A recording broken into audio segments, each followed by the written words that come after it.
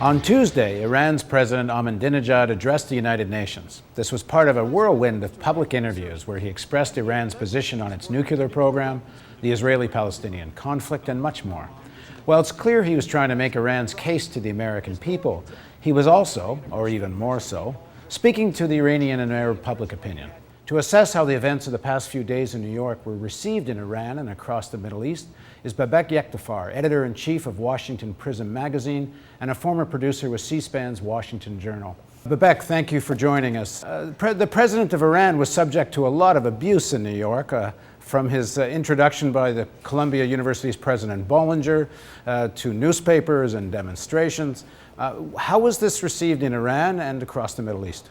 Those who were the publications and also the news services, for example, who may be considered as pro-Ahmadinejad, concentrated on how Mr. Ahmadinejad brought the case of Iran to the United States and that he didn't back away from any of his previous assertions, and this shows the real strength of Iran.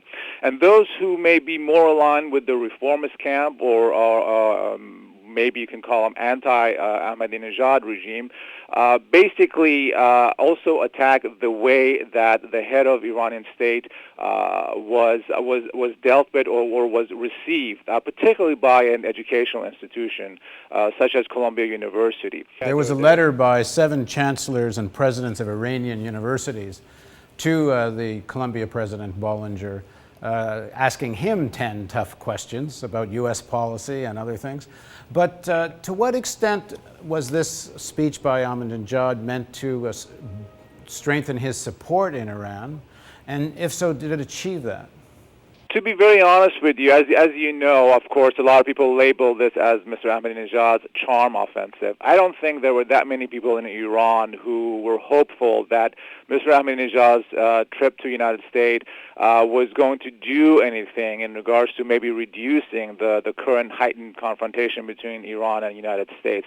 I don't think there was that much hope for it, but then again, when something like that happens, you always somehow feel that maybe there is something about it, particularly because recently, within the last 2 weeks, it seemed that Mr. Ahmadinejad was having a softer tone with the United States. He had basically said that we have no problems talking with the United States as long as we're treated on equal terms, and he's made these kind of openings. He's led to believe that maybe there is some softening, and of course a lot of it also has to do with certain recent movements in Iran, the changing of the head of the Islamic Republic Guards, as well as the election of Mr. Rafsanjani, who is in competition with Mr.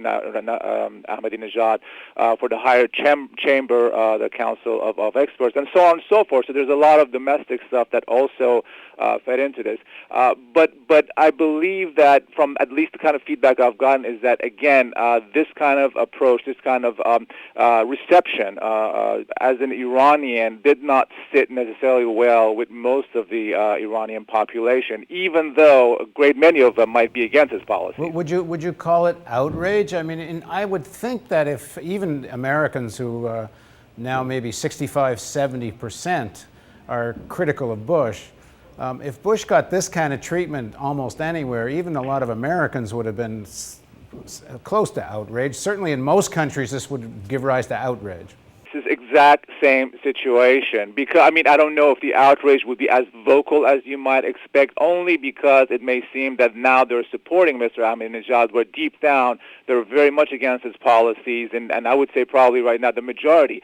But because as a head of state he was treated in such a manner, there is something about this Iranianness. But again, it's not exclusive. You gave a very, very good example that if Mr. Bush is treated that way in a foreign country, you would see across the line some sort of support for a president. So it did have some sort of a backlash, at least among the Iranian population. This election of Rafsanjani as the head of the Experts Advisory Committee that oversees the Supreme Leader was seen as the election of someone who understood the West, could talk to the West. So as part of this visit of Ahmadinejad to prove that, oh, you don't need Rafsanjani, I can do it.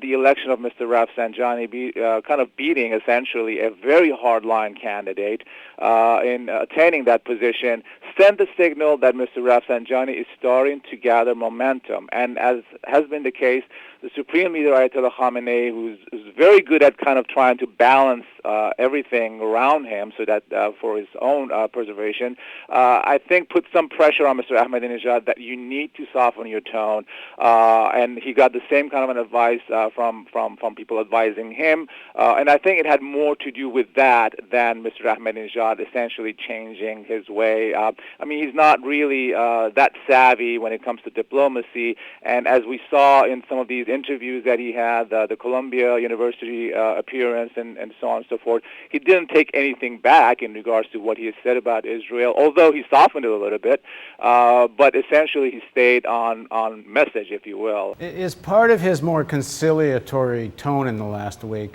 to do with a real concern that the United States might attack? How worried is the Iranian government about this? Well, there are two things. Iranian people extremely worried. What I keep hearing is that a lot of people think that it's a matter of days as opposed to weeks or months. The government, on the surface, of course, keeps saying that it's not going to happen. They keep talking about the fact that the United States is way too occupied in Iraq. They're going to talk about the fact that the Strait of Hormuz is going to be closed down, and that's going to wreak havoc to the economy of the world. I mean, they have a number of examples that they bring, and they think it's insane that the United States would attack Iran in any shape or form, be it a full-fledged invasion or just strategic strikes, military strikes.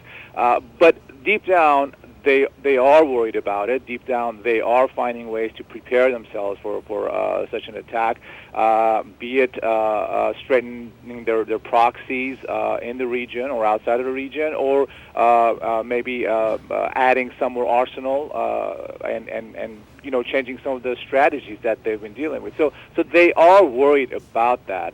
Even though, as I said, on the surface, you don't hear that from the way they talk.